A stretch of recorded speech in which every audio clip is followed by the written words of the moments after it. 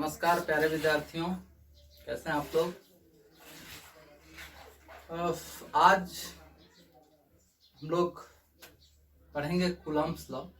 ठीक है, पिछले लेक्चर में हम लोगों ने चार्ज के बारे में पढ़ा था। चार्ज क्या है, इसके प्रॉपर्टीज क्या है, ये सब हम लोगों ने पढ़ रखा था, है ना। हम लोगों ने पढ़ा था charging by induction. Last topic यही था हम लोग का। इसमें कुछ बच्चों का डाउट आया है, उन्होंने बोला है कि सर इसको एक बार रिपीट कर दीजिए। तो देखिए, चार्जिंग बाय इंडक्शन क्या होता है, इंडक्शन से चार्ज करना, ये क्या होता है, ये हमें समझना है। ठीक है, ये हम लोग कल कर चुके थे, फिर भी एक बार और मैं एक्सप्लेन कर देता हूँ। देखिए, इंडक्शन का मतलब होता है प्रेरण। ठीक है, मतलब प्रेरण, प्रेरण जो शब्द है वो प्रेरणा से लिया गया है। प्रेरणा किसी को देख करके आपके अंदर एक प्रेरणा आती है, दैट इज इंडक्शन। जैसे मान लीजिए सिंपल वे में अगर आपको समझाएं कि अगर मैं यहाँ पे इमली का अचार लेकर रख दूं तो क्या होगा, सबके मुंह में पानी आएगा। तो इस इमली के अचार के कारण आपके मुंह में क्या आया, पानी आया। तो पानी का प्रेरण हो गया, पानी इंड्यूस हो गया, पानी का इंडक्शन हो गया आपके मुंह में। ठीक है, तो उसे बोलेंगे इंड्यूस्ड पानी, प्रेरित पानी। क्लियर। तो देखिए, इंडक्शन से चार्ज कैसे करते हैं हम लोग। जैसे मान लीजिए कि ये एक न्यूट्रल बॉडी है, ठीक है, मतलब इसमें कोई चार्ज नहीं है। हम क्या किए, इसको एक स्टैंड से, इंसुलेटिंग स्टैंड से लगा, इंसुलेटिंग स्टैंड के सहारे इसको रखे हुए। अब क्या किए कि अब इस बॉडी के पास हम एक रॉड लेके जा रहे हैं जो कि चार्ज है। ठीक है, मान लीजिए नेगेटिवली चार्ज है।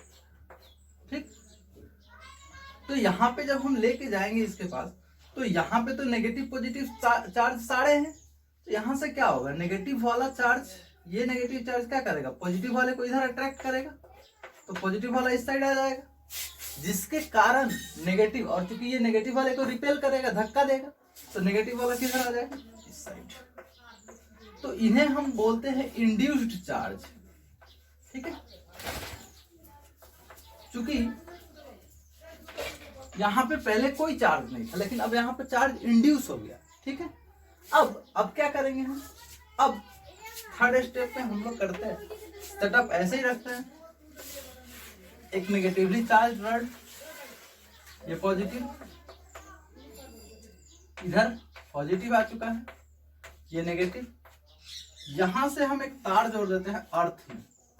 ठीक है, यहां से ये नेगेटिव चार्ज अर्थ में चला जाता है फ्लो करके। उसके बाद हमारे पास जो बचता है वो इस तरह का बचता है, यहां पे पॉजिटिव इकट्ठा है और ये तार ऐसे, और नेगेटिव तो अंदर चला गया है।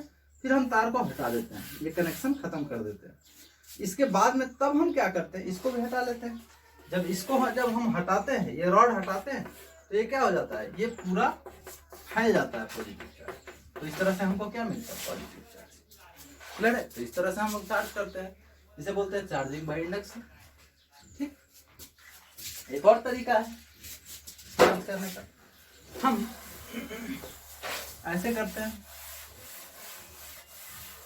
दो स्फीयर ले लिए, एक और स्फीयर ले लिए, ये दोनों न्यूट्रल है शुरू में।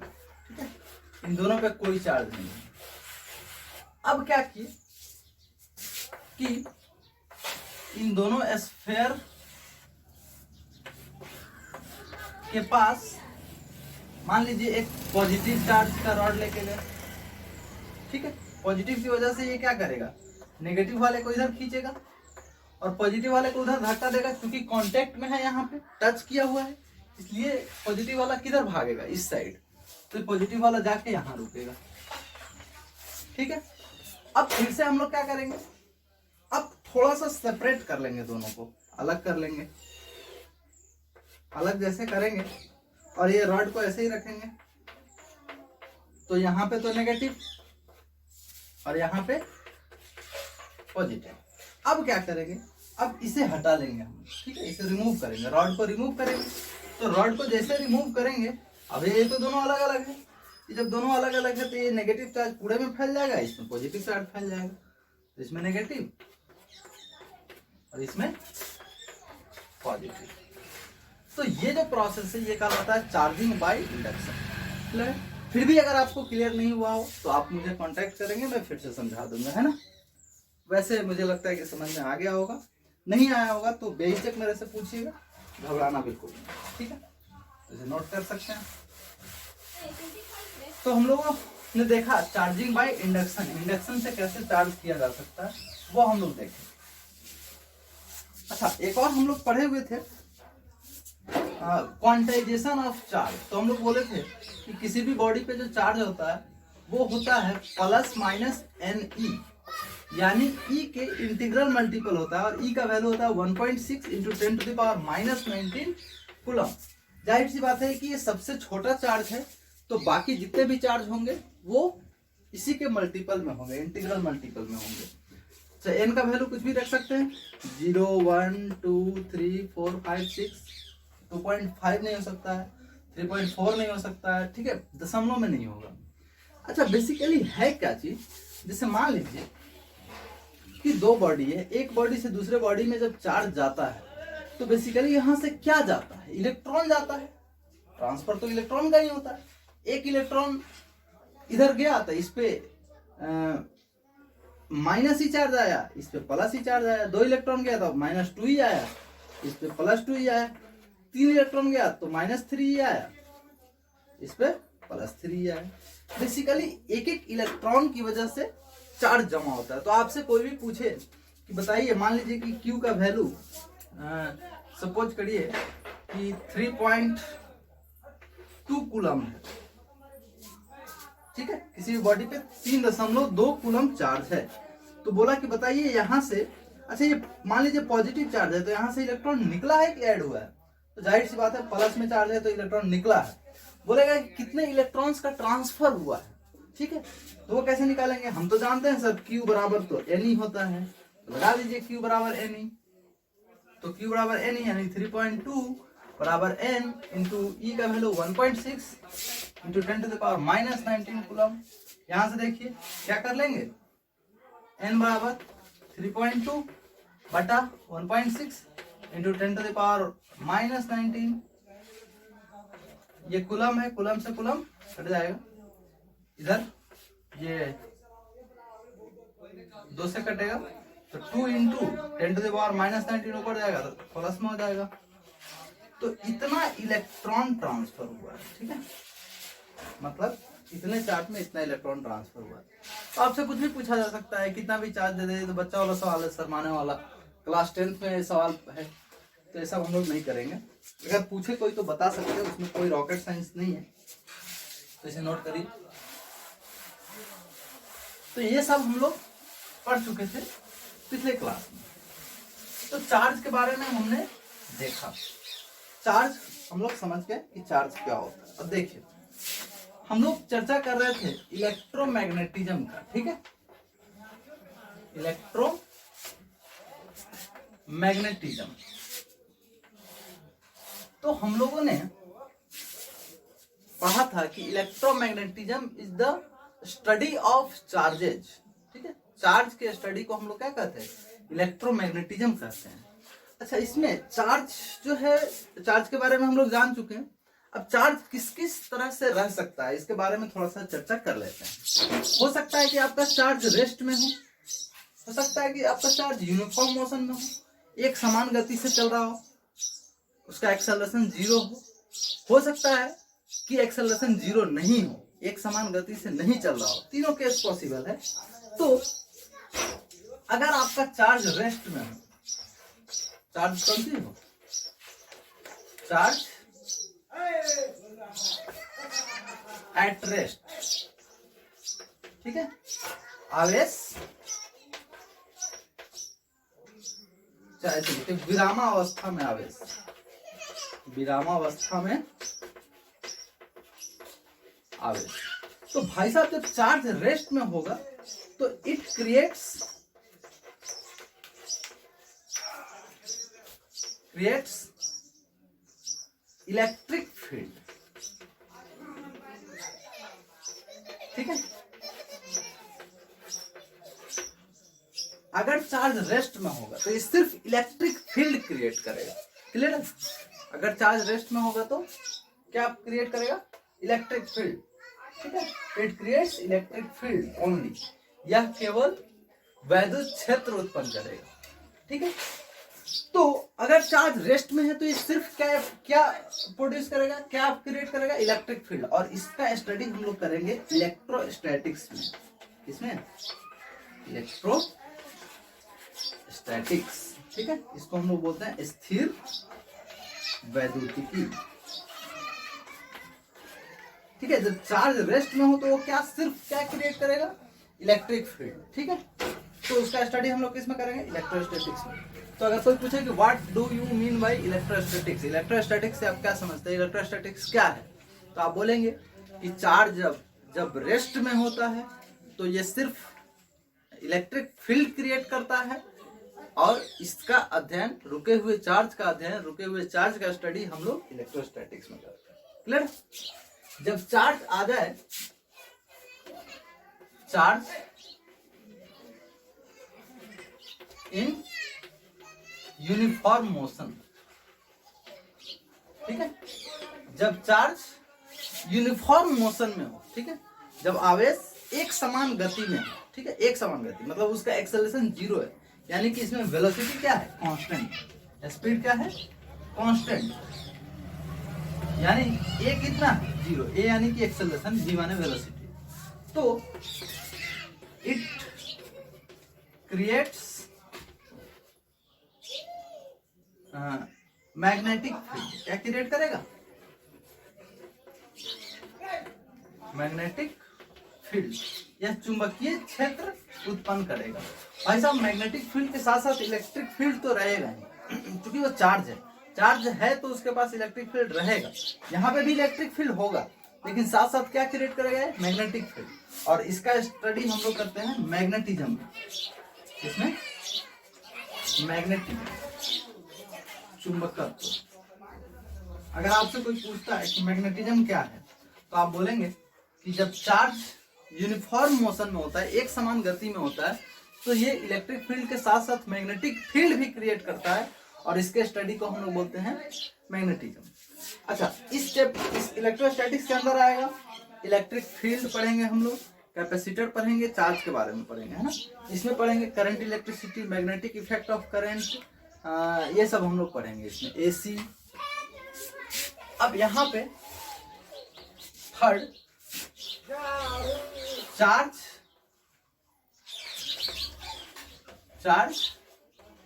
Is in acceleration. ACCELERATION। आवेश त्वरण में हो। आवेश कौन सी में हो? त्वरण में हो। जो मतलब इसका एक्सेलरेशन 0 नहीं, इसका v कांस्टेंट नहीं, वेलोसिटी कांस्टेंट नहीं। इसमें तो वेलोसिटी 0 है क्योंकि रेस्ट में है। ठीक है, तो इसका v कितना है? 0। v 0 है तो a 0 ही होगा। यहाँ पे v 0 है, सॉरी v कांस्टेंट है, a 0। यहाँ पे वेलोसिटी 0 नहीं है, कांस्टेंट है। यहाँ पे वेलोसिटी कांस्टेंट भी नहीं है और a 0 भी नहीं है। तब ये इलेक्ट्रिक फील्ड तो क्रिएट करता है, साथ साथ मैग्नेटिक फील्ड भी क्रिएट करता है, और ये क्रिएट करता है इलेक्ट्रोमैग्नेटिक वेव। ये क्या क्रिएट करता है? Electromagnetic wave. इलेक्ट्रोमैग्नेटिक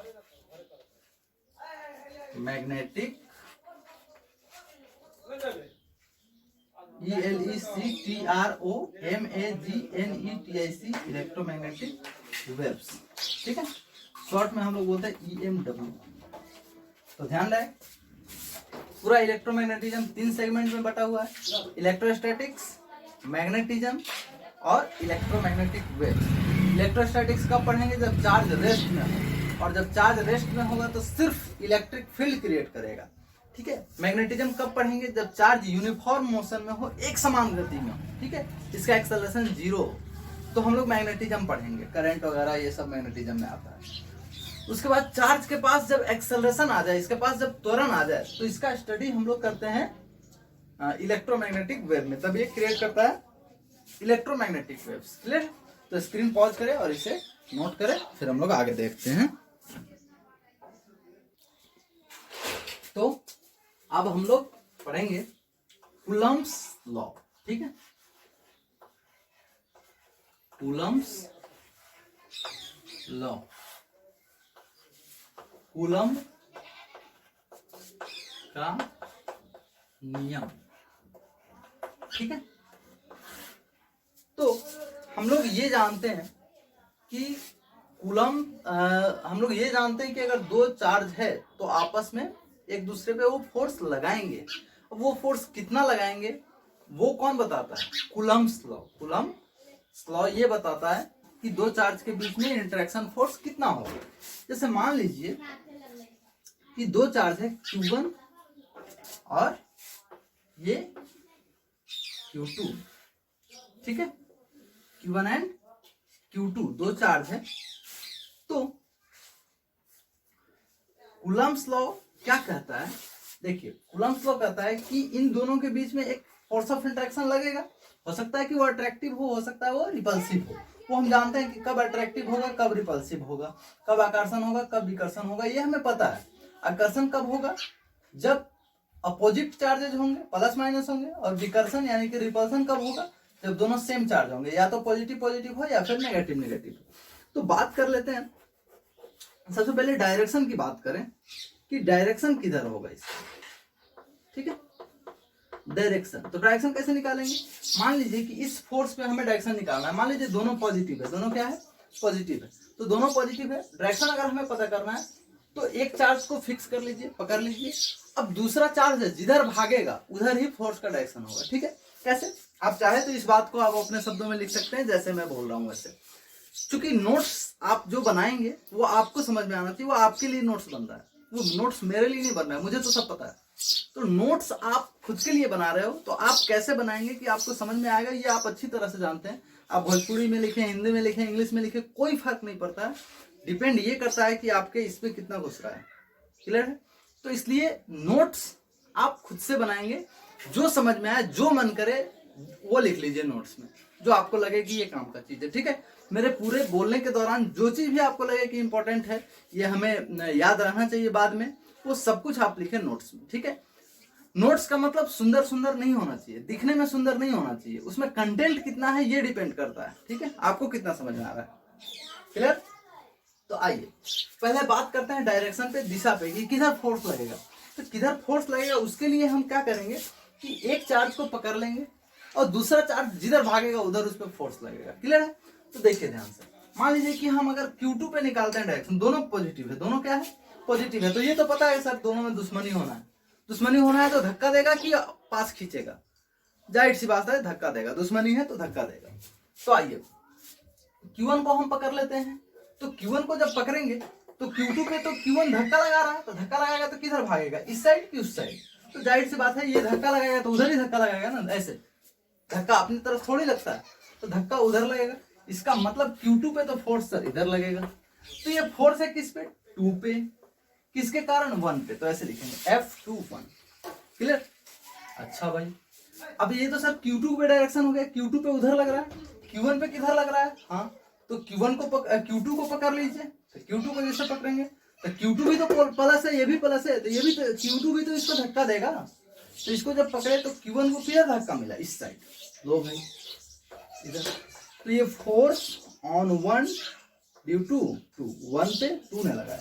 आपको ध्यान रखना है, अगर ऐसे लिखते हैं F12 तो क्या है? फोर्स ऑन 1 चाहे Q1 ड्यू टू Q2। ठीक है, अगर ऐसे लिखें F21 जो पहले रहेगा उस पर लगेगा, जो बाद वाला है वो लगाएगा। ठीक है, जैसे हम लिखे FAB, मतलब लग रहा है किस पे? ए पे। लगा रहा है कौन? बी। ठीक है, तो क्या लिखेंगे? Force on Q2 due to Q1। Hindi क्या आ जाएगा? Q1 पर Q2 के द्वारा लगाया गया बल। ठीक है, यहाँ पे क्या हो जाएगा? Q2 पर Q1 के द्वारा लगाया गया बल। तो डायरेक्शन तो सर हमें पता चल गया। अच्छा मान लीजिए कि अगर एक पॉजिटिव एक नेगेटिव होता तो, हाँ भाई कर लेते हैं। मान लीजिए ये Q1 ये Q2, मान लीजिए कि ये प्लस है और ये माइनस है, तो क्या होता सर? चलिए पकड़िए, इसको पकड़िए, Q1 को पकड़िए, तो Q2 क्योंकि ये प्लस है माइनस है दोनों दोस्ती करेगा, तो दोस्ती के लिए दूर थोड़ी भागेगा, पास आएगा, आ जाएगा। तो ये पास बुलाएगा, आ जा, तो इधर इधर की तरफ लगेगा, ठीक है ना। तो इधर फोर्स लगा, फोर्स ऑन 2 ड्यू टू 1। अब 2 को पकड़िए तो वो Q1 को फिर पास बुलाएगा, मतलब उधर, तो F1, ठीक है। तो ध्यान रहे। अच्छा माइनस माइनस रहेगा, माइनस Q1 और माइनस Q2, तो ये भी तो धक्का देगा, यानी इधर F1 टू F21, क्लियर है, इधर इस साइड। तो डायरेक्शन का हमें पता पड़ गया कि किस डायरेक्शन में फोर्स लगेगा, ठीक है। अब मैग्नीट्यूड की बात करेंगे। मैग्नीट्यूड की बात करने से पहले थोड़ा सा और इस पे देख लेते हैं हम क्या देखे डायरेक्शन में। तो ये जो फोर्स लगा दो चार्ज के बीच में, वो अपोजिट डायरेक्शन में लग रहा है। देखिए ये है तो भी अपोजिट डायरेक्शन में, ये भी अपोजिट डायरेक्शन में, ये भी अपोजिट डायरेक्शन में। तो दो चार्ज के बीच जो फोर्स लगेगा ना सर, वो तो हमेशा अपोजिट डायरेक्शन में लगेगा, ठीक है। Force between two charges always acts in opposite direction, ठीक है। दो आवेशों के बीच लगने वाला फोर्स हमेशा विपरीत दिशा में होगा। अगर ये चार्ज, ये दोनों चार्ज है, तो ये इस पे, मान लो कि इस पे ये उधर लगा रहा है, तो ये वाला इस पे इधर लगाएगा, दोनों का डायरेक्शन अलग होगा, अपोजिट होगा, ठीक है, उल्टा डायरेक्शन में फोर्स लगता है। तो ये तो हमें समझ में आया सर, ये और ये दोनों अपोजिट है। तो अगर वेक्टर की बात करें, तो अगर F21 वेक्टर बराबर लिखें F12, तो ये माइनस यहाँ पे लगाना पड़ेगा। अच्छा बराबर क्यों लिखे, ये भी मैं आपको बताता हूँ कि दोनों के बीच में सेम फोर्स लगता है। कैसे, क्यों लगता है, वो मैं बता रहा हूँ। तो एक्सपेरिमेंटली ऐसा देखा गया कि Q1 और Q2 का मास अगर हमने सेम लिया, ठीक है, दोनों का मास सेम लिया, तो एक्सेलरेशन बराबर फोर्स बाई मास, ठीक है। तो दोनों का तो मास सेम है। अब ध्यान दीजिए, दोनों का मास सेम है, तो एक्सेलरेशन किस पे डिपेंड करेगा, फोर्स पे। तो हम एक्सेलरेशन A1 का निकाले एक्सपेरिमेंटली, ये एक्सपेरिमेंट करा गया। तो एक्सपेरिमेंट से हम लोगों ने देखा कि अगर दोनों का मास सेम है, चार्ज कुछ भी हो, चार्ज अलग अलग है, तो दोनों का एक्सेलरेशन सेम आ रहा है, ठीक है। इसका मतलब फोर्स दोनों ने एक दूसरे पे सेम लगाया है। तो जी हाँ, दोनों ने फोर्स सेम लगाया है। तो Q1 Q2 भले कुछ भी हो, एक कूलम है, एक 10 कूलम है, तो भी दोनों आपस में बराबर फोर्स लगाएगा। जैसे याद करिए, हम ग्रेविटेशन में आपको पढ़ाए थे कि दो मास है, तो दोनों एक दूसरे पे जो फोर्स लगाते हैं, वो फोर्स सेम लगाते हैं। भले एक मास बड़ा है, एक मास छोटा है, इससे कोई फर्क नहीं पड़ता है। दोनों मास डिफरेंट है तो भी फोर्स सेम लगता है। वैसे यहाँ पे चार्ज कुछ भी हो, फोर्स सेम लगेगा, ठीक है। और एक्सेलरेशन किस पे डिपेंड करता है, मास और फोर्स दोनों पे। तो यहाँ पे मास सेम ही था और फोर्स, एक्सेलरेशन भी सेम आया, इसका मतलब फोर्स भी क्या है, सेम, क्लियर है। तो दोनों फोर्स सेम लगता है। तो जाहिर सी बात है कि जब दोनों फोर्स सेम है, तो हम ऐसे लिख सकते हैं F21 force on 2 due to 1 बराबर फोर्स ऑन 1 ड्यू टू 2। और अगर इस पे वेक्टर लगाते हैं तो इस पे मॉड हमें लगाना पड़ेगा कि मैग्नीट्यूड की बात कर रहे हैं। डायरेक्शन तो अपोजिट है सर, तो या फिर अगर बिना मॉड के लिखना चाहते हैं तो आपको सीधे ऐसे लिखना पड़ेगा, ये मैग्नीट्यूड वाइज ये हो गया। अच्छा अगर वेक्टर के फॉर्म में लिखना चाहते हैं तो F21 वेक्टर जैसे लगाएंगे तो बराबर तो लगाना होगा, लेकिन यहाँ पे माइनस लगाना होगा क्योंकि डायरेक्शन अपोजिट है, क्लियर है। तो ये है कूलम्ब फोर्स, ठीक है। तो दो चार्ज के बीच में लगने वाला फोर्स हमेशा अपोजिट डायरेक्शन में होता है और सेम मैग्नीट्यूड का लगता है, उसका परिमाण सेम होता है, क्लियर है। अब मैग्नीट्यूड कितना होता है उसके बारे में थोड़ा सा चर्चा हम कर लेते हैं, आइए। तो मैग्नीट्यूड कितना होता है, इसके लिए कूलम्ब साहब ने फॉर्मूला दिया। उन्होंने क्या फॉर्मूला दिया कि मान लीजिए कि दो चार्ज है, दोनों का फोर्स F है, फोर्स तो सेम ही लगेगा, ये हमें पता पड़ गया। तो दोनों का फोर्स F है। तो उन्होंने देखा, ये एक्सपेरिमेंटली देखा गया कि अगर Q1 Q2 को दुगुना कर दे रहे हैं तो फोर्स दुगुना हो जा रहा है, Q1 को दुगुना कर दे रहे हैं तो फोर्स दुगुना हो जा रहा है, मतलब दोनों में से किसी एक को डबल करने से फोर्स डबल हो जा रहा है। तो इसका मतलब जो फोर्स लग रहा है वो तो सर प्रोपोर्शनल है Q1 के। अच्छा भाई, Q2 को डबल कर रहे हैं तो भी फोर्स डबल हो जा रहा है, इसका मतलब ये Q2 के भी प्रोपोर्शनल है। अच्छा, मान लीजिए कि दोनों के बीच का जब दूरी r था तो ये देखा गया एक्सपेरिमेंटली कि जब डिस्टेंस को डबल कर दे रहे हैं तो फोर्स 4 गुना घट जा रहा है। इसका मतलब कि 4 गुना कर दे रहे हैं तो 16 गुना घट जा रहा है, मतलब स्क्वायर के फॉर्म में घट रहा है इसलिए इनवर्सली प्रोपोर्शनल, यानी कि 1/r²। अच्छा सर, तो ये आया, तो क्या हो गया, F proportional to Q1 Q2/r²। अच्छा भाई, अगर ये प्रोपोर्शनलिटी का साइन हटेगा तो कांस्टेंट आता है, ये हमें पता है। तो F बराबर क्या हो जाएगा, K Q1 Q2/r²। याद कीजिए ग्रेविटेशन में हमने क्या पढ़ा था, फोर्स बराबर G m1m2/r², ये था। अच्छा भाई, फोर्स तो हमें समझ में आया, K Q1 Q2/r²।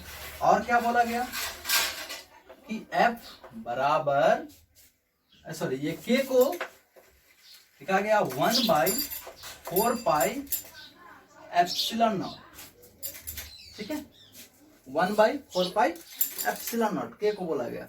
और इस एप्सिलॉन नॉट को बोला गया, इसको हम लोग बोलते हैं एप्सिलॉन नॉट या फिर एप्सिलॉन 0 भी बोल सकते हैं, एप्सिलॉन, ठीक है, एप्सिलॉन नॉट। इस एप्सिलॉन नॉट को बोला गया परमिटिविटी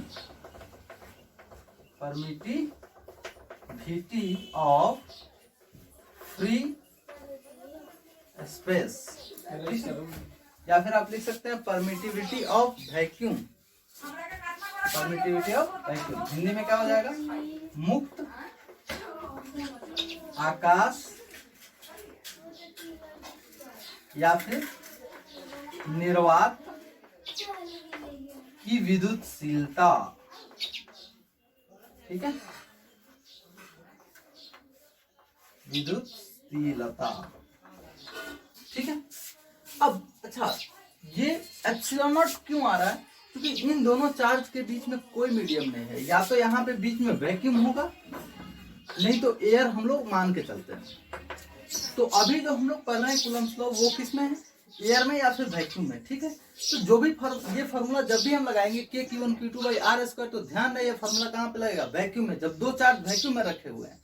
अच्छा, तो कैसे पता चलेगा सर कि वैक्यूम में रखा हुआ है कि नहीं रखा हुआ है, तो या तो आपको क्वेश्चन में बोल दिया जाएगा कि चार्ज जो दो चार्ज रखे हुए हैं वो चार्ज वैक्यूम में है, या फिर कुछ ना बोला जाए, कुछ भी नहीं बोला जाए, सीधे क्वेश्चन दे दिया जाए कि दो चार्ज है, इसके बीच फोर्स निकालिए, तो आप समझेंगे कि वो वैक्यूम में है, निर्वात में है, फ्री स्पेस में है, तो ये वाला फार्मूला लगेगा।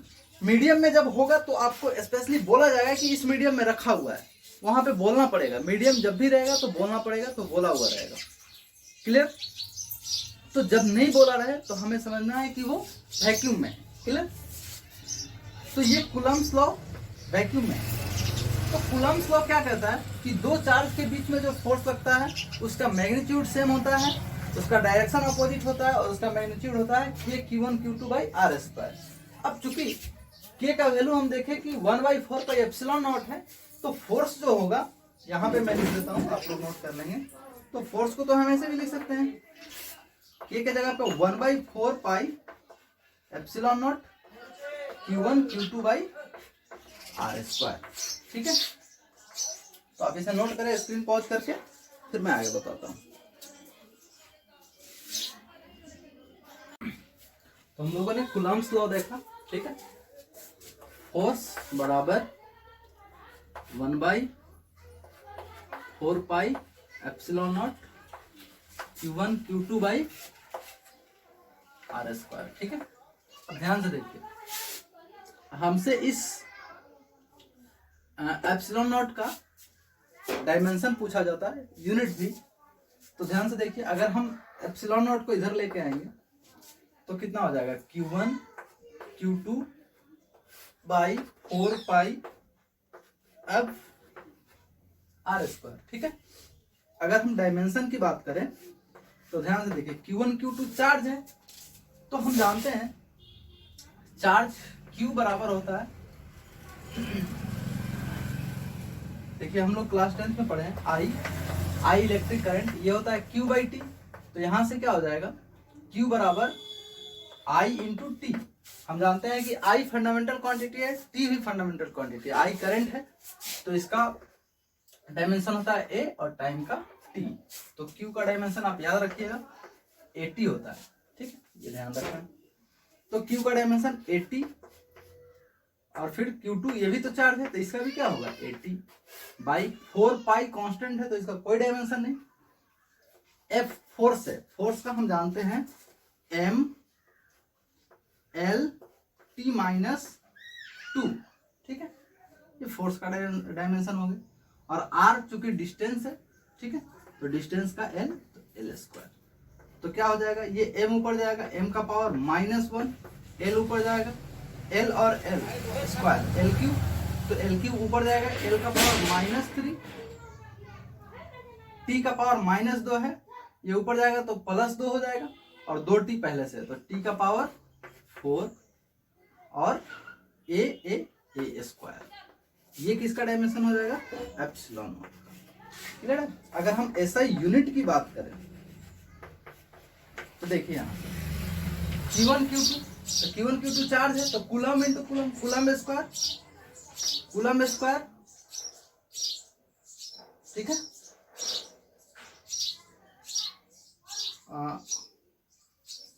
और क्या हो जाएगा,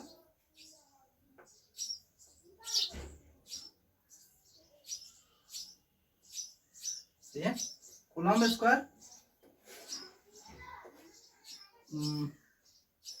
पर न्यूटन पर मीटर स्क्वायर, ठीक है, फोर्स का न्यूटन, और R डिस्टेंस है तो डिस्टेंस का यूनिट मीटर, तो क्या हो जाएगा मीटर स्क्वायर। ऐसा यूनिट क्या हो जाएगा कूलम स्क्वायर पर न्यूटन पर मीटर स्क्वायर, ये माइनस नहीं, ऐसे भी लिख सकते हैं कूलम स्क्वायर n⁻⁻1 m⁻², ये किसका एप्सिलॉन नॉट का। क्लियर, तो इसे नोट करें।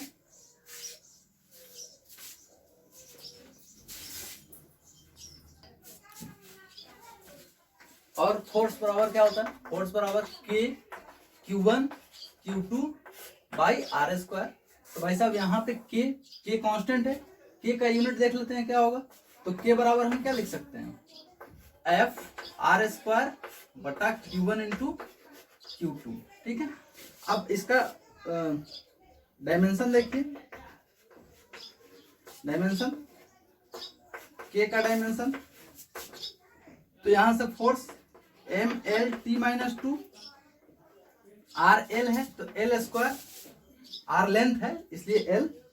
अच्छा, उसके बाद Q1 अभी देखें 80, फिर से इस Q2 का भी 80, तो ध्यान से देखिए M L स्क्वायर और L क्यूब हो जाएगा, T का पावर -2 और ये 2 जाएगा ऊपर तो T का पावर -4 और A का पावर A स्क्वायर नीचे है ऊपर जाके -2, ये हो जाएगा क्या चीज इसका डायमेंशन। अगर यूनिट की बात करें तो ध्यान से देखिए फोर्स का यूनिट न्यूटन, R लेंथ है तो metre square, Q1 Q2 coulomb, coulomb into coulomb, coulomb square, ठीक है, न्यूटन मीटर स्क्वायर पर कूलम स्क्वायर, यानी कि न्यूटन मीटर स्क्वायर पर कूलम स्क्वायर। तो यूनिट आपको ध्यान रखना है, साथ साथ इसका वैल्यू भी ध्यान रखना है आपको। वैल्यू कैसे क्या होगा इसका, तो वैल्यू K का जो वैल्यू होता है वो होता है 9 × 10⁹, ठीक है, 9 × 10⁹, यूनिट है न्यूटन मीटर स्क्वायर पर कूलम स्क्वायर। अच्छा, अब K का वैल्यू रख के अगर K बराबर तो हम जानते हैं 1/4 पाई एप्सिलॉन नॉट, तो इस तरह से एप्सिलॉन नॉट को इधर भेज के कैलकुलेट कीजिएगा तो ये वैल्यू आता है 8.85 × 10⁻12,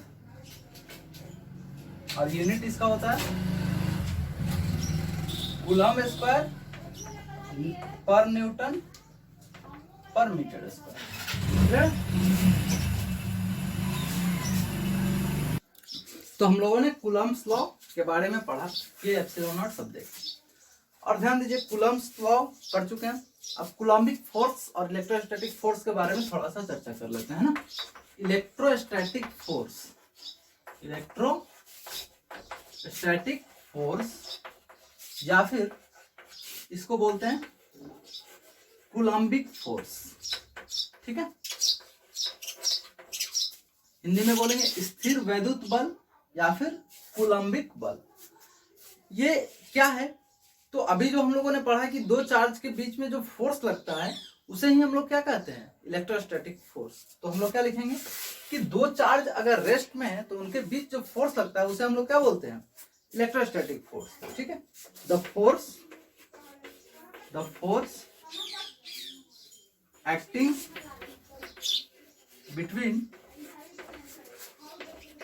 टू चार्जेस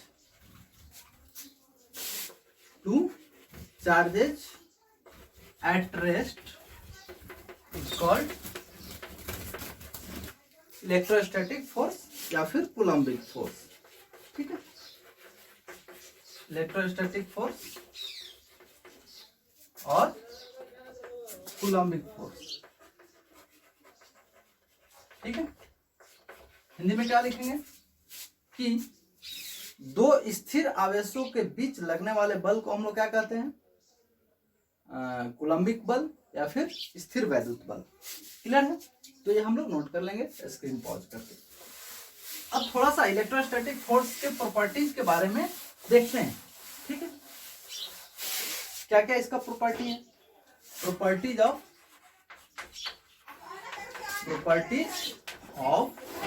इलेक्ट्रोस्टैटिक फोर्स। ठीक है, स्थिर वैद्युत बल के गुण। पहला बात, क्या ये हमेशा दो चार्ज के बीच लगेगा? ठीक है, इलेक्ट्रोस्टैटिक फोर्स एक साथ खुद से खुद में थोड़ी लगेगा यार, ये तो हमेशा कितने चार्ज के बीच लगेगा? दो चार्ज के बीच। तो पहला बात, इट ऑलवेज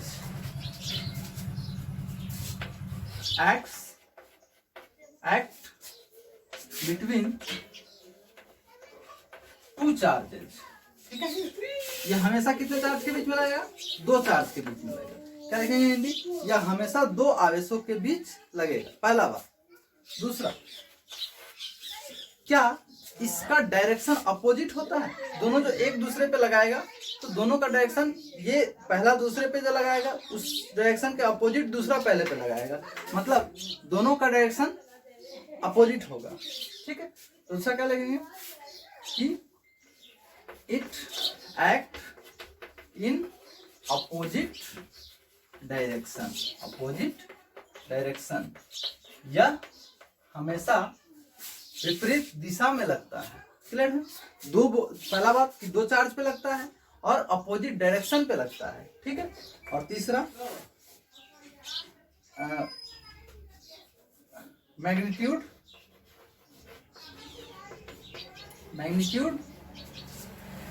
इज सेम। अब ध्यान से देखिए, कूलम्ब फोर्स दो चार्ज के बीच में लगा, अपोजिट डायरेक्शन में लगा और मैग्नीट्यूड सेम हुआ। याद कीजिए class 11 Newton's law of motion हम लोगों ने पढ़ा था कि अगर कोई फोर्स दो बॉडी पे लगे, दो अलग अलग बॉडी पे लगे, उसका मैग्नीट्यूड सेम हो और डायरेक्शन अपोजिट हो तो उसे बोलते हैं एक्शन रिएक्शन पेयर। याद कीजिएगा, क्लास 11 का नोट्स पढ़ के देखिएगा, किताब में देखिएगा, हम लोग पढ़े थे एक्शन रिएक्शन पेयर। उसमें क्या था, अगर कोई फोर्स दो बॉडी पे लगे, दो अलग अलग बॉडी पे लगे, उसका डायरेक्शन अपोजिट हो और मैग्नीट्यूड सेम हो तो उसे बोलते हैं कि ये एक्शन रिएक्शन पेयर है। तो यहाँ पे देखिए, ये हमेशा दो बॉडी पे लग रहा है, दो चार्ज पे लग रहा है, अपोजिट डायरेक्शन में लग रहा है, मैग्नीट्यूड सेम हो रहा है। तो हम क्या लिखेंगे? Above points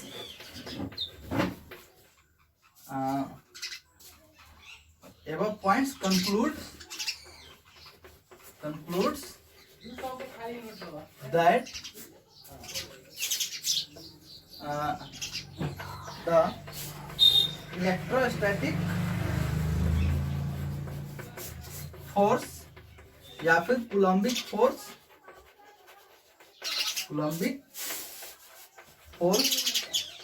is an action reaction pair. ध्यान दीजिएगा, कूलम्बिक फोर्स कैसा फोर्स है? एक्शन रिएक्शन पेयर है। हिंदी में क्या लिखेंगे? पहला बात, यह हमेशा दो आवेशों के बीच लगता है, यह हमेशा विपरीत दिशा में लगता है, इसका परिमाण समान होता है, ऊपर के बिंदु यह बतलाते हैं कि ये एक क्रिया प्रतिक्रिया जोड़ा है। ठीक है, ये बात हमें समझ में आया। अच्छा भाई, जब ये बात समझे तो आपके दिमाग में एक बात चला कि सर ये एक्शन रिएक्शन पेयर है, मैग्नीट्यूड सेम है और डायरेक्शन अपोजिट है। तो ऐसा करके हमारे दिमाग में चला कि थोड़ा सा फिगर बनाते हैं इसका। मान लीजिए सर ये Q1 है और ये Q2 है। तो Q1 Q2 sir magnitude same लगा। मान लीजिए कि Q1 पर जो Q2 फोर्स लगाया वो इधर लगा F12, और ये Q1 जो Q2 पे लगाया वो इधर F21। एक्शन रिएक्शन पेयर के हिसाब से ये बात सत्य है कि असत्य है? देखिए ध्यान से, ये दोनों चार्ज के बीच में एक्शन रिएक्शन पेयर क्या कहता है कि बराबर फोर्स लगना चाहिए, यानी कि F12 बराबर होना चाहिए F21 के। चलो भाई, बराबर है। यहाँ पे डायरेक्शन अपोजिट है, एक ऊपर लग रहा है एक नीचे लग रहा है, डायरेक्शन अपोजिट है। तो भाई साहब दो चार्ज पे भी लग रहा है, तो एक्शन रिएक्शन पेयर क्या कहता है? दो चार्ज पे लगे, अपोजिट डायरेक्शन में लगे, सेम मैग्नीट्यूड का लगे, तीनों कंडीशन यहाँ पे फुलफिल हो रहा है। तो इस तरह से अगर हम फिगर बनाएं तो क्या ये सही है या गलत है? तो भाई साहब ये एब्सोल्युटली गलत है। आप जानते हैं कि ये गलत है। हम जानते हैं कि अगर Q1 Q2 सेम नेचर के हैं, दोनों पॉजिटिव है, तो ये ऐसे लगेगा और ये ऐसे लगेगा F12 और ये F21। अगर ये अपोजिट नेचर का है, मान लीजिए ये Q1 है और ये प्लस Q2 है, तो यहां से ये इधर फोर्स लगेगा F12, इधर लगेगा F21। अच्छा भाई, तो ये यार एक चीज इसमें और है, ये जो फोर्स लग रहा है, ठीक है,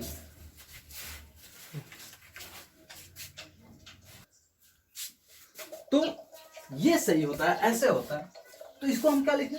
तो ध्यान से देखिए कि ये जो फोर्स है हमेशा दोनों चार्ज को ज्वाइन करने वाले लाइन के एलोंग ही लग रहा है। तो ये ऑलवेज जो लग रहा है दोनों चार्ज को ज्वाइन करने वाले लाइन के एलोंग ही लग रहा है, यानी कि दोनों चार्ज को ज्वाइन करने वाले, जोड़ने वाले रेखा के अनुदिश ही लग रहा है, इसलिए इसे सेंट्रल फोर्स बोलते हैं। ठीक है, तो दूसरा प्रॉपर्टी, चौथा प्रॉपर्टी क्या लिखेंगे कि it always acts along the line, it always act along line joining the two charges। ठीक है, ये हमेशा दोनों चार्ज को ज्वाइन करने वाले लाइन के along ही लगेगा। Hence it is called, it is a central force। कौन फोर्स? Central force. तो पहला बात, ये तो एक्शन रिएक्शन पेयर है। क्यों? चूंकि ये दो चार्ज पे लग रहा है, अपोजिट डायरेक्शन में लग रहा है, सेम मैग्नीट्यूड का लग रहा है, इसलिए एक्शन रिएक्शन पेयर है। दूसरा बात, चूंकि हिंदी में पहले लिख लेंगे इसको कि यह हमेशा दोनों आवेशों को मिलाने वाली रेखा के अनुदिश ही लगता है, इसलिए यह एक केंद्रीय बल।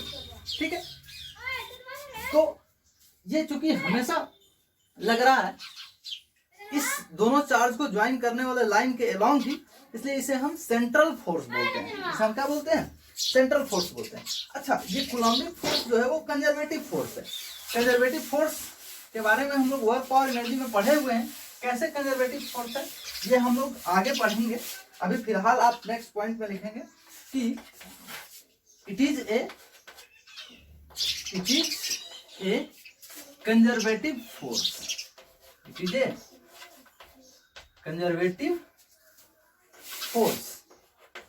ठीक है, यह एक संरक्षी बल है। संरक्षी ऐसे लिखिएगा, यह एक संरक्षी बल है। ठीक है, तो हम लोगों ने क्या देखा? पहला कि ये एक्शन रिएक्शन पेयर है, दूसरा सेंट्रल फोर्स है और तीसरा कंजर्वेटिव फोर्स है। 3 चीज हम इसके बारे में जाने। एक और चीज आपको बता दें, समझिएगा। मान लीजिए कि सर ये Q1 है, मान लीजिए यहाँ पे -Q2 है, ठीक। तो यहाँ पे जो फोर्स लग रहा है वो F12 है और ये जो लग रहा है F21 है, ठीक है। मान लीजिए कि एक और चार्ज यहाँ पे Q3 आ गया, -Q3, ये प्लस है, तो प्लस है तो फिर से इसमें अट्रैक्शन हो जाएगा, तो Q3 को ये इधर एक फोर्स लगाएगा F31 और इस पे ये लगाएगा इधर F13। तो ध्यान दीजिए, पहले 2 ही चार्ज था तो यही दोनों फोर्स था, अब ये एक और चार्ज Q3 आ गया तो ये तो फोर्स रहेगा ही, साथ साथ एक और फोर्स इधर आ गया। तो ध्यान से देखिए कि क्या इस Q3 के आने से इस फोर्स में कोई असर पड़ा क्या? तो कोई असर नहीं पड़ा, पहले जितना लग रहा था अभी भी उतना ही लगेगा। हाँ, लेकिन एक और एक्स्ट्रा फोर्स ये आ गया, तो ये Q3 रहे या ना रहे, Q1 Q2 के बीच में जो फोर्स है वो हमेशा सेम होता है, वो उसमें कोई चेंज नहीं होता है। तो ये भी प्रॉपर्टी एक लिखेंगे कि फोर्स बिटवीन 2 चार्जेज, ठीक है, does not affected by presence और एब्सेंस ऑफ एनी चार्जेज या फिर एनी थर्ड चार्ज। 2 आवेशों के बीच लगने वाला बल किसी तीसरे आवेश के उपस्थिति या अनुपस्थिति से प्रभावित नहीं होता है, ठीक है। तो ये बात आपको ध्यान रखनी है। हाँ, इस Q1 पे नेट फोर्स चेंज हो जाएगा, क्योंकि एक फोर्स इधर लग रहा है, एक फोर्स इधर लग रहा है, अब नेट फोर्स बदल जाएगा, लेकिन इन दोनों के फोर्स में कोई चेंज नहीं होगा। ये Q1 Q2 से पहले दोस्ती रखा था, अब भी उतना ही दोस्ती रखेगा। Q3 के आ जाने से Q3 के साथ भी दोस्ती हो जाएगा, लेकिन Q2 के साथ दोस्ती में कोई फर्क नहीं पड़ेगा। तो ये बात नेक्स्ट पॉइंट आप लिखेंगे, 6 point. The force between 2 charges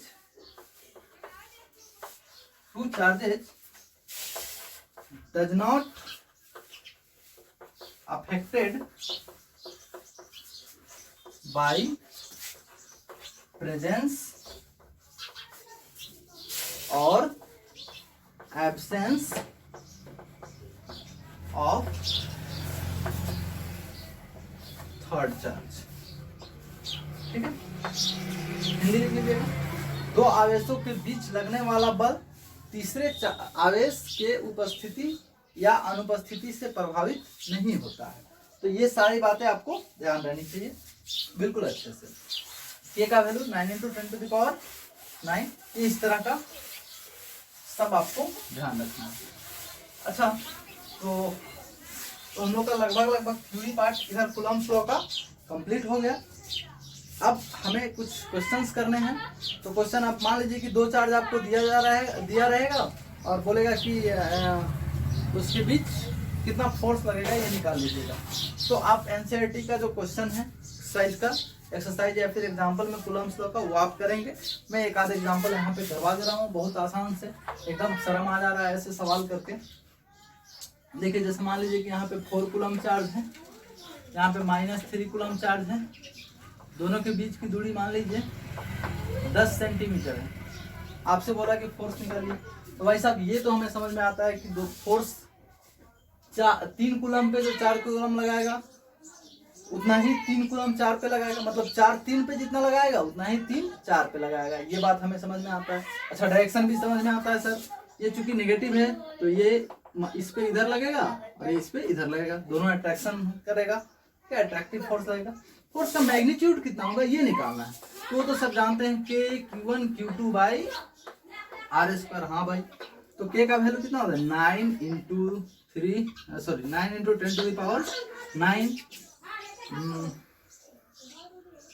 Newton metre square पर coulomb square into Q1 Q1 कितना है भाई साहब 4 कूलम्ब, Q2 कितना है 3 कूलम्ब। ध्यान से देखें, यहाँ पे माइनस हमने नहीं रखा है, तो कूलम्ब्स लॉ जब हम लगाएंगे तो माइनस नहीं रखेंगे, ठीक है।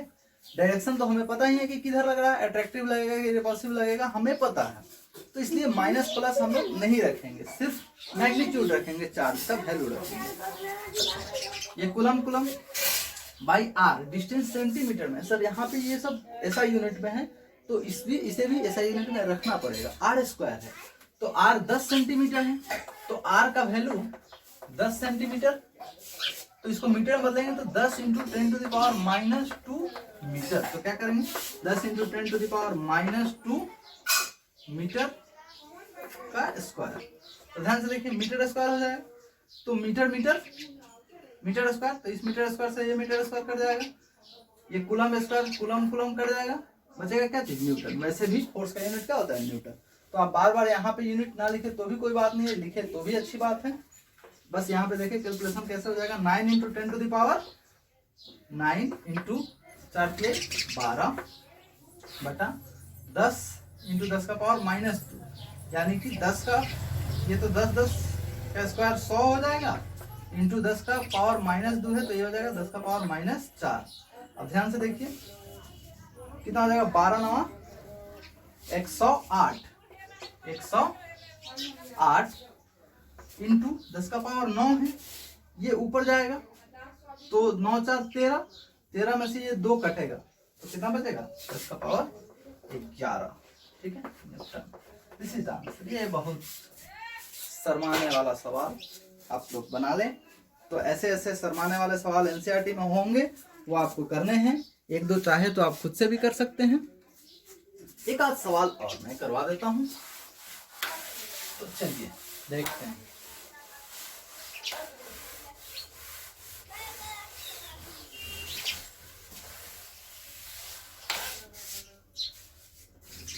ये जेईई मेन का सवाल है, हमें डेट याद नहीं है कि किस साल पूछा गया था, बस ये पूछा गया था, ऑप्शन दिया हुआ था, चार ऑप्शन था, मैं ऑप्शन नहीं दे रहा हूँ, आप लोग को ऐसे ही करना है। Q1 है, Q2 है, ठीक है। ये मान लीजिए 1 मीटर की दूरी पर रखे हुए हैं, Q1 Q2। आपसे पूछा find minimum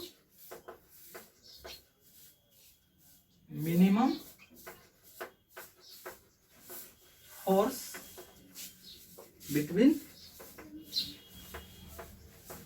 Q1 and Q2। Q1 और Q2 के बीच में मिनिमम फोर्स निकालना है। भाई साहब मिनिमम फोर्स, स्क्रीन पॉज करें और खुद से सोचे बनाएं तब सॉल्यूशन देखें। आइए, आपसे बोल रहा है कि Q1 और Q2 के बीच में न्यूनतम यानी सबसे कम न्यूनतम बल ज्ञात करें, न्यूनतम बल ज्ञात करें। Q1 तथा Q2 के बीच लगने वाला न्यूनतम बल ज्ञात करें। तो ध्यान दीजिए, हमें निकालना है F मिनिमम। तुम तो जानते हैं कि सर F मिनिमम F बराबर तो होता है K Q1 Q2 by R square. Sir तो K तो फिक्स है, कांस्टेंट है, R भी दिया हुआ है, चेंज कौन होगा Q1 एंड Q2। तो इसके लिए तो हमें K लिखना ही पड़ेगा। क्या Q1 का मिनिमम वैल्यू लिखना पड़ेगा और Q2 का भी मिनिमम वैल्यू लिखना पड़ेगा, और ये R तो है ही 1 स्क्वायर। तो सर Q1 Q2 का मिनिमम वैल्यू, तो Q1 Q2 तो चार्ज है, तो Q1 चार्ज का जो मिनिमम वैल्यू होता है, that minimum value is E से छोटा कोई वैल्यू नहीं होता है। तो Q मिनिमम Q1 मिनिमम बराबर कितना होगा E, और Q2 मिनिमम भी कितना होगा सर, ये भी होगा E। तो हम क्या रखेंगे, अगर हम F मिनिमम निकालना चाहते हैं तो क्या होगा K E into E by 1 square, यानी कि Ke स्क्वायर बाई 1। तो ये आंसर होगा। तो बाकी आप ऐसे सवाल नॉर्मल सवाल कर सकते हैं। अब हम 3 चार्ज को इंक्लूड करेंगे और उसके लिए हमें वेक्टर का जरूरत पड़ेगा, तो मैं वेक्टर का रिवीजन करवा दिया हूँ। जिन लोगों ने वेक्टर का रिवीजन नहीं किया है तो वो न्यूक्लियस फिजिक्स मोतिहारी जो आपका चैनल है, जिस चैनल पे आप इस वीडियो को देख रहे हैं, उसी वीडियो पे मैंने वेक्टर का 3 लेक्चर बना रखा है, वेक्टर 1, वेक्टर 2, वेक्टर 3। काइंडली आप उसे ये पढ़ने के बाद कर लेंगे रिवीजन, क्योंकि इसके बाद सर जो क्वेश्चन होने वाला है वो बिना वेक्टर का समझ में नहीं आएगा। और ये जो चैप्टर है ये न्यूमेरिकल चैप्टर ही है, इससे थ्योरी बहुत कम पूछता है, इससे न्यूमेरिकल ही पूछा जाता है। तो ध्यान रहे, अब कूलम्ब्स लॉ पे हमें न्यूमेरिकल ही करना है, तो कुछ अच्छे अच्छे सवाल करेंगे, फिर आगे पढ़ेंगे। तो उसके लिए काइंडली प्लीज रिक्वेस्ट है आपसे कि वो वेक्टर का रिवीजन कर लें। या तो आपके पास नोट्स है तो खुद से करें, नहीं तो इसी पे अवेलेबल है वेक्टर 1, वेक्टर 2, वेक्टर 3, मात्र 3 लेक्चर हैं, उसको आप कर लें। मेरे समझ से तीनों मिला के वही 1.5 घंटे के आसपास होगा, ज़्यादा लंबा लेक्चर नहीं है वो भी। तो उसे आप कंप्लीट करें, वेक्टर कंप्लीट करें, और तब मैं कल आगे बताऊंगा तो आपको समझ में आएगा। वेक्टर नहीं आएगा तो ये नहीं आएगा। और ध्यान दीजिए, सिर्फ यही चैप्टर नहीं, आगे वाले चैप्टर में भी वेक्टर का काफ़ी यूज है, तो वेक्टर आपको आना चाहिए। सो प्लीज वेक्टर का रिवीजन करें। फिर हम लोग नेक्स्ट वीडियो में मिलते हैं, और तब तक के लिए बाय।